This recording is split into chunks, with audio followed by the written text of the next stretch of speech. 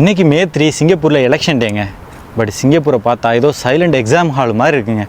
இதே இந்தியாவில் இருந்தால் தேர்தல் பிரச்சாரம் கட்சி கூட்டம்னு எக்கச்சக்க வைபாக இருக்கும்.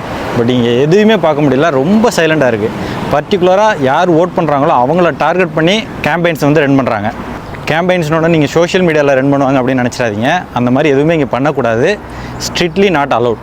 இதே நம்ம ஊரில் எலெக்ஷனாக இருந்தால் 45 நாளைக்கு முன்னாடியே தேர்தல் களமெல்லாம் பரபரப்பாக இருக்கும். பட் இங்கே அந்த மாதிரிலாம் கிடையாது. 9 டேஸ்க்கு முன்னாடி மட்டும்தான் பிரச்சாரமே பண்ண முடியும். அதுக்கும் நிறைய லிமிட்டேஷன் இருக்குது. இங்கே சத்தமே இல்லாமல் தான் பிரச்சாரம் பண்ணுவாங்க. முக்கியமான விஷயம், சிங்கப்பூரோட ஓட்டிங் பர்சன்டேஜ் வந்து 90%. ஓட் பண்ண வராமலாம் இருக்க முடியாது. அப்படி வரலைன்னா அதுக்கான வேலிட் ரீசன் சொல்லணும். அதே மாதிரி எலெக்ஷன் ரிசல்ட்டும் இப்போ நடந்துகிட்டு இருக்க எலெக்ஷன் இன்றைக்கி நைட்டே ரிசல்ட் வந்துடும். ஸோ அந்தளவுக்கு ஃபாஸ்ட்டாக இருக்கும். ஸோ நீங்கள் சொல்லுங்கள், எந்த சிஸ்டம் பெட்டர்? ஸோ எந்த சிஸ்டம் வந்து எந்த கண்ட்ரிக்கு ஒர்க் ஆகும்? ஏன்னா சிங்கப்பூர் வந்து ஒரு ஸ்மால் கண்ட்ரி, இந்தியா வந்து ஒரு பெரிய கண்ட்ரி. எந்த விஷயம் இந்தியாவில் இருந்தால் நல்லாயிருக்கும் அப்படிங்கிறத நீங்கள் கமெண்ட்டில் சொல்லுங்கள். Okay guys, see you on next video. Bye bye.